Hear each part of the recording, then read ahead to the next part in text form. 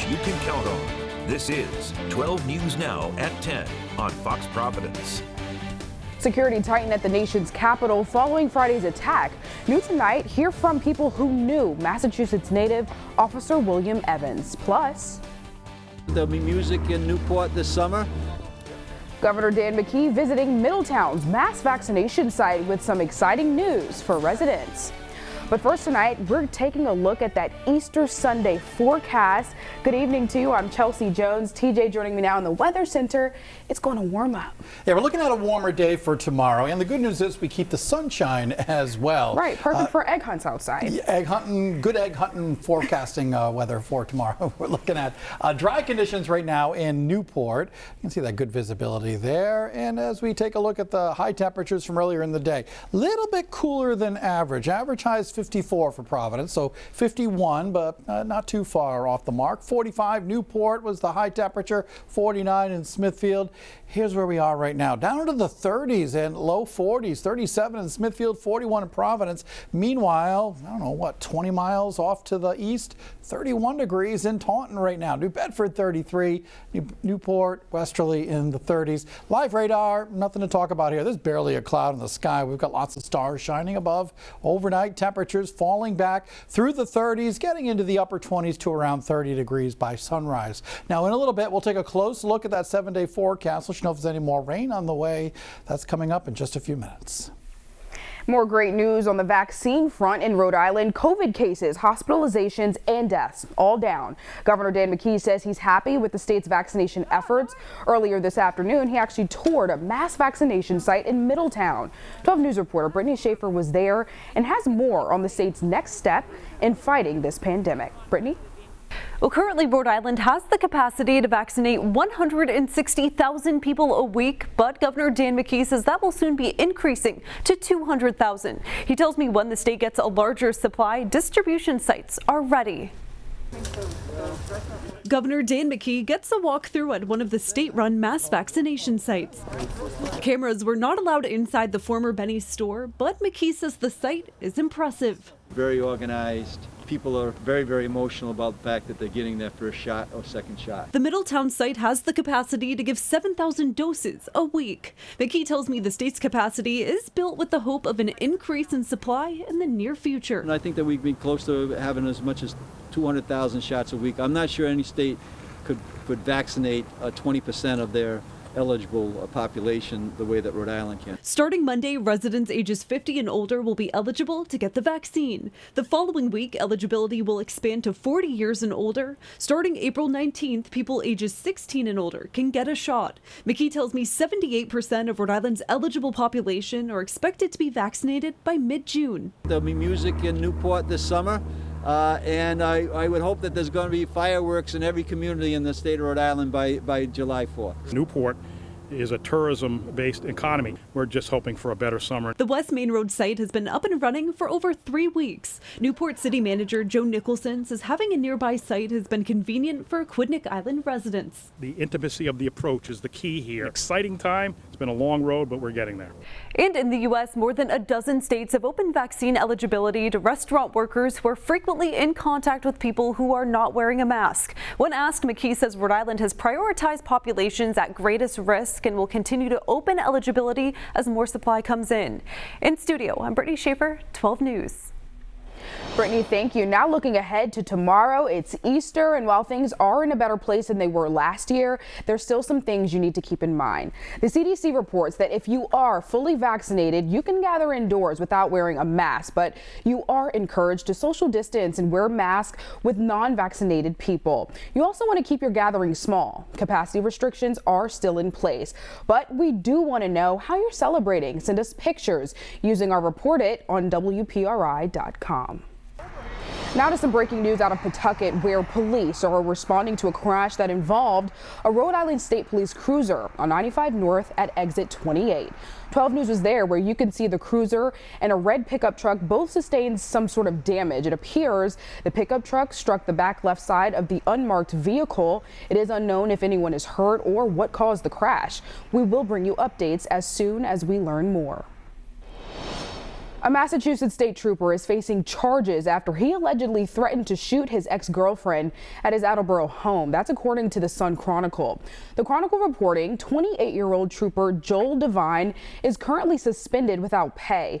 They say he has pleaded not guilty in Attleboro District Court to multiple charges of domestic assault and threatening to kill. State police responding to Sun Chronicle's article saying, in part, the article is accurate as far as I know, but you may also want to check with Attleboro Police, as they are the agency that charged him. We continue to monitor the case in Attleboro District Court and will base further personnel actions on the results of that case in our own internal investigation. We're hearing from friends and family who are mourning Officer William Evans killed during Friday's Capitol attack. 12 News correspondent Christina D'Amers has reaction that's new tonight. Friends say Officer Evans will be remembered as a great dad who loved being a police officer. Flags are flying at half-staff across the country, mourning the loss of William Evans, a Capitol officer and native of Western Massachusetts, who was killed after a person drove their vehicle into officers at the U.S. Capitol. Tony Mancini was Evans's bowling coach and friend.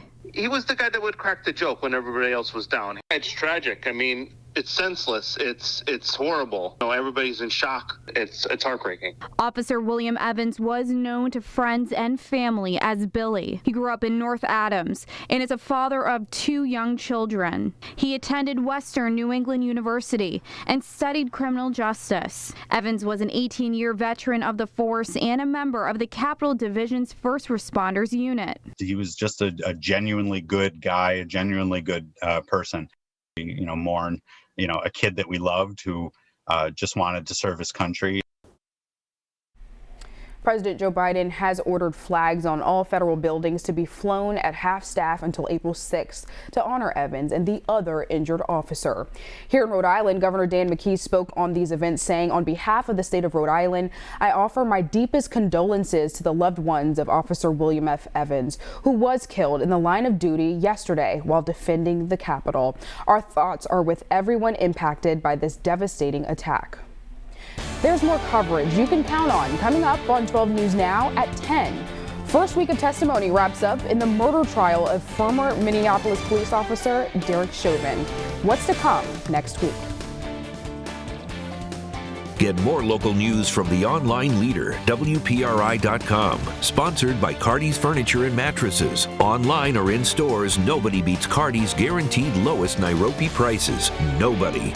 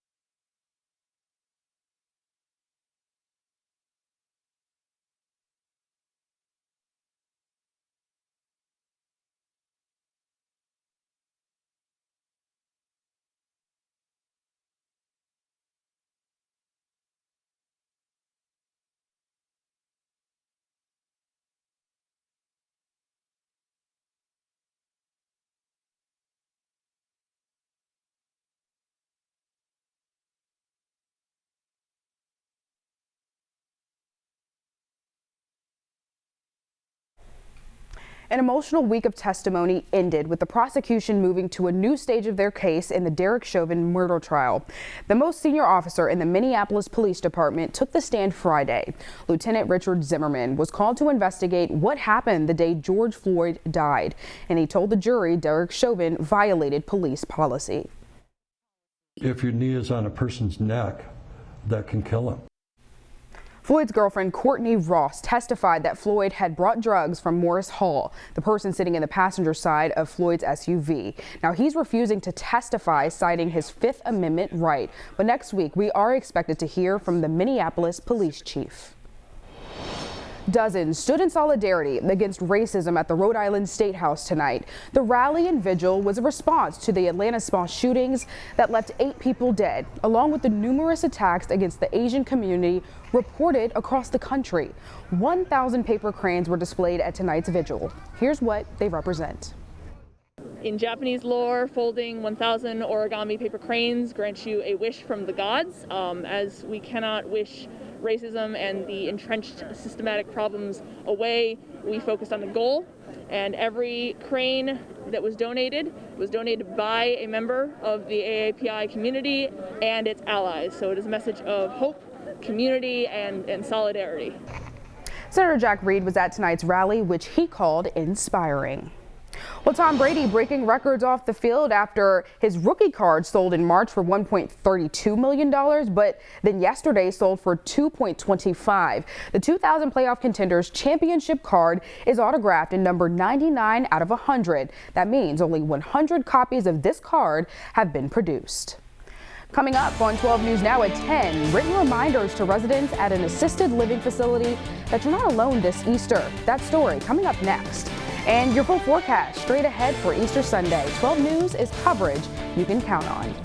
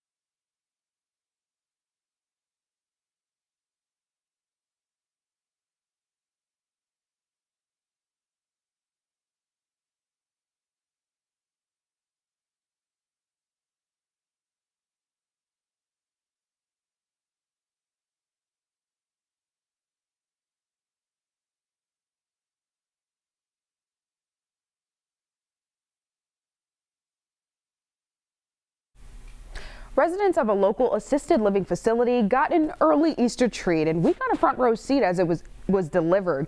12 News reporter Erica Ritchie is in North Kingstown to explain how it came to be.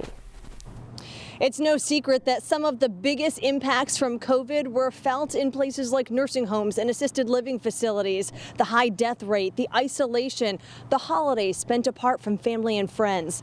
So some students here in North Kingstown are building some time into their school day to make sure that those residents know that they're loved, especially at Easter. Don't let the markers and desire to stay in the lines fool you. These are middle schoolers at West Bay Christian Academy in North Kingstown. The messages they recorded on the inside of these cards are proof of that. Just remember You're loved by God. Wow, God loves you. That's wonderful. They're making Easter cards for strangers, who many would call the soldiers of the pandemic, those in congregate care. The ones who will receive these cards live at Autumn Hill Assisted Living in Cumberland. These cards can comfort them, I guess, and it really helps them. Pure joy from the residents when they had kind of lost hope. Marcia DeRocher has been the co-owner of Autumn Hill for nearly 2 decades. This past year, though, she says has been the worst, especially for residents. That's why these cards generated such a reaction when they received them this week. John 3:16. That God so loved the world that he gave his one and only Son, so that whoever believes in him shall not perish but have eternal life. That's so nice. I like that verse. That's really pleasant. I think it made them remember their families that they haven't seen in the past year. This is beautiful. It makes my day, it makes tears in my eyes. Thank you, Erica, for that beautiful story. Well, news of those lifted spirits came to these students after they first made cards at Christmas and Valentine's Day, and they don't plan on stopping anytime soon. Now, here's your Pinpoint Weather 12 forecast. Pretty nice today. It's going to be a little bit warmer tomorrow. Easter Sunday overall looking pretty good. Let's take a look at what's happening right now. Live radar. We're examining southern Rhode Island on up into the Providence area, Warwick into Cranston. Not tracking anything. We've got clear skies. Threat tracker right through Monday. I'll have to spend a lot of time on that. It's going to be pretty quiet for a little while. In fact, much of the upcoming week looks to be dry. I don't really have a great chance of rain over the next 7 days in the 7-day forecast. Talk about that in a little while. Here's Providence. Nice quiet night. Kind of chilly though. Here's Newport. Great visibility. We've got crystal clear skies. Temperature currently has fallen down to 37 with a wind from the west-northwest at 3 miles an hour. Elsewhere, we've got 33 in Narragansett, at the freezing mark in Richmond, 39 Coventry, Glendale 37, Taunton, New Bedford already in the low 30s. Here's a satellite radar picture. Really quiet across all of New England, but we do have this area of clouds and even some rain, a little touch of snow in some of the higher elevations.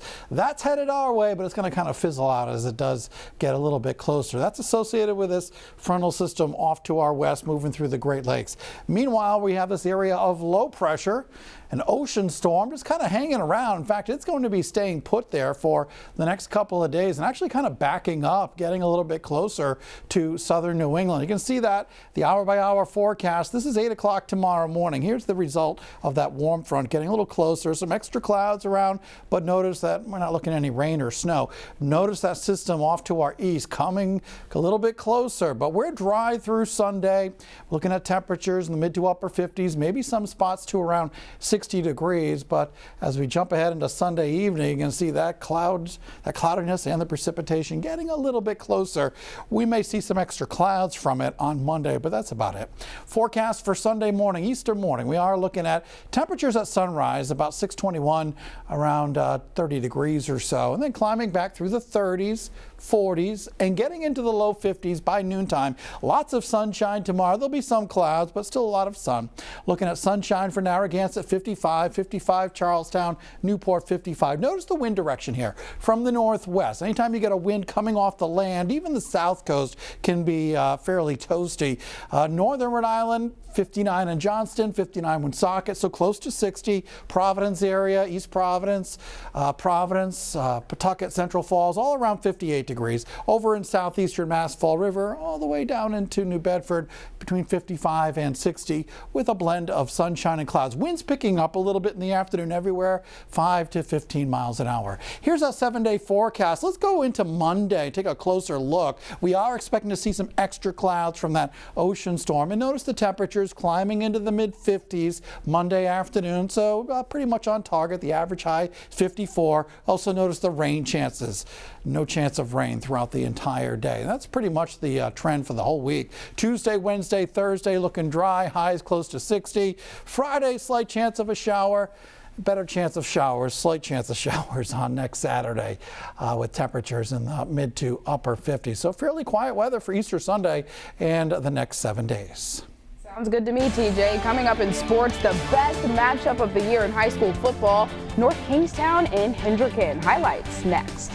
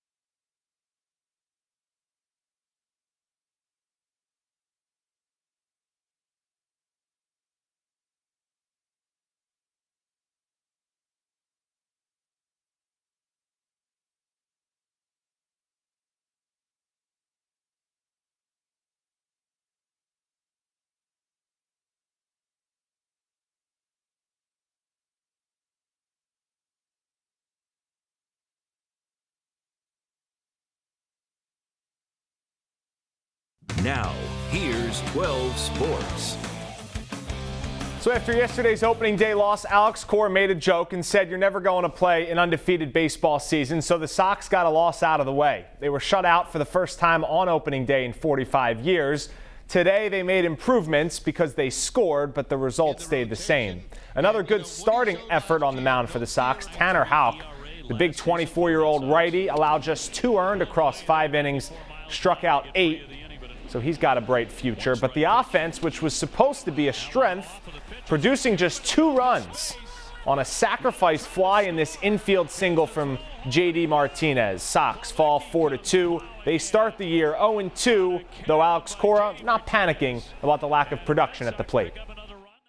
Put some good at-bats today. I think we put some good swings. It's just the start of the season and it gets magnified, obviously we can be better. We feel we're better. But out of the 3 phases of the game, the defense part of it is the one that has been disappointed in the first 2 games.